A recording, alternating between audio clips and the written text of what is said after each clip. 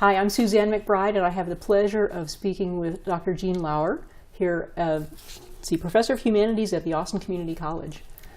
I was really delighted when I was doing my research about you to read your bio and your CV and found out you have 3 degrees in 3 different areas. Would you tell me about that? Yeah, well, I have sort of 5 if you go back to undergrad. So I have always really just loved school, which you can probably figure out by the fact that I was in school forever. And I teach humanities as one of my primary disciplines because, humanities is a discipline about learning for learners, is how I kind of describe it to people, but it studies the creative process and history and what we've been into as a species, and I'm fascinated by that. Sometimes dismayed, but usually fascinated. So, if you look at my education and trajectory, whether it is Spanish language and lit, or whether it's chemistry, which was one of my undergrad degrees, oh, wow.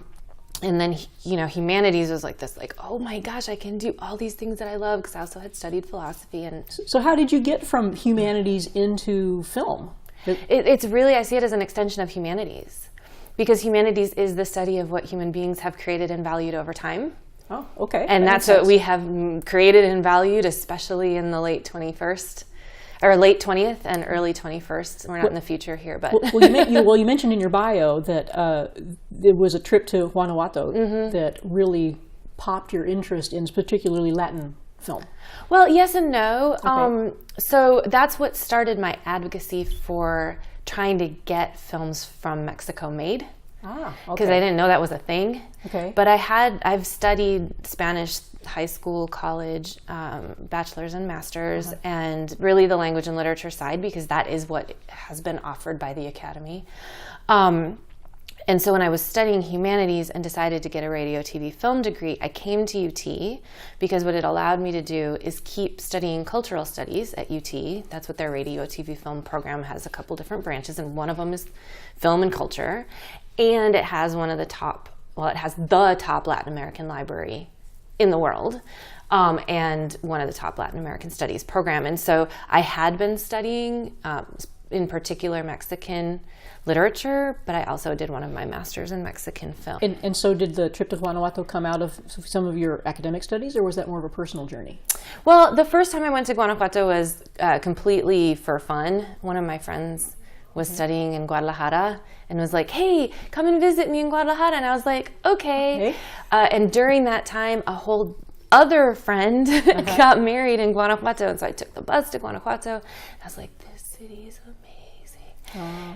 And at that time, I wasn't studying there. But then flash forward to when I started studying at UT, and I had an opportunity to study abroad in Guanajuato. And I was like, heck yeah, sign me up.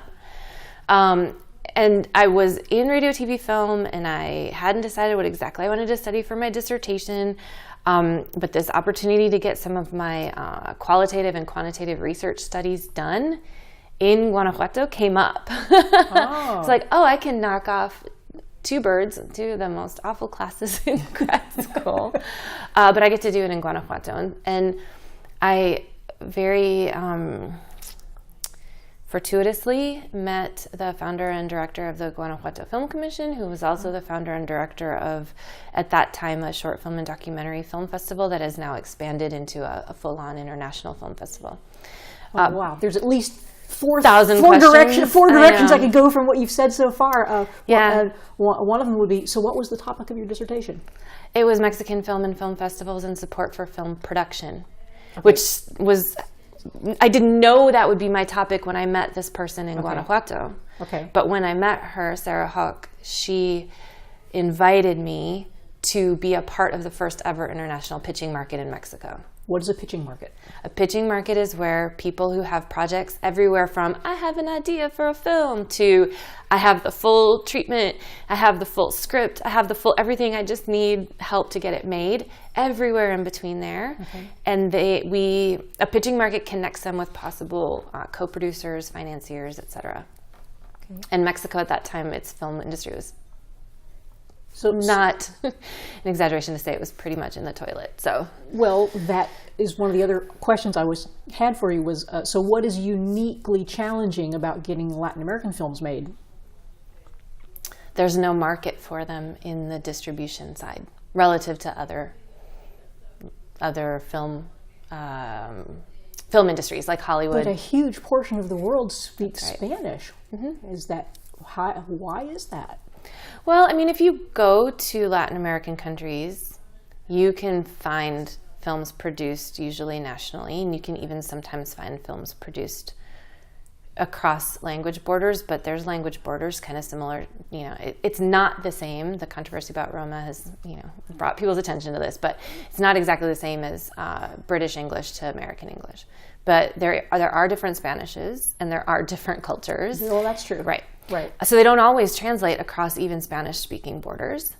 Okay, that makes sense. The MPAA still owns most of Latin American screens, Okay. like across both Mexico down, and it makes it really hard for national cinemas to gain national audiences when someone else owns your screens. So your efforts with the festivals is more about distributing films that are made or getting funding or all of the above? Tell me Well, about right now I'm focused more on distribution because I'm in a festival setting, but I still keep the contacts with producers, and I still make connections where I can make connections, and I worked at the pitching market for 10 years, and so I really still feel very strongly about that. But Mexico as an industry has recovered production-wise. It has not recovered distribution-wise, and there's just so many reasons for that. And a big one is really Hollywood. The biggest one is really Hollywood. Right. Yeah. Yeah, okay. Even Latin America wants Hollywood. They did, yeah. So there's no version of Hollywood for...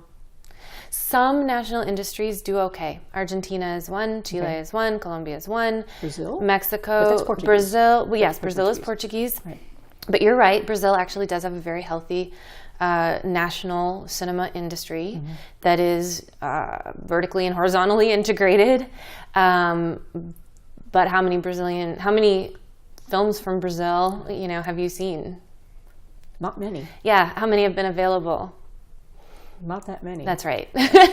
So, And they're usually subtitled. yeah. Well, they have to be. They have to be, 'cause yeah. They're not gonna dub them. So probably. they are able to get out to festivals. They are able to get out, but in terms of like mainstream distribution, there's still a lot of barriers to entry. So we just aren't.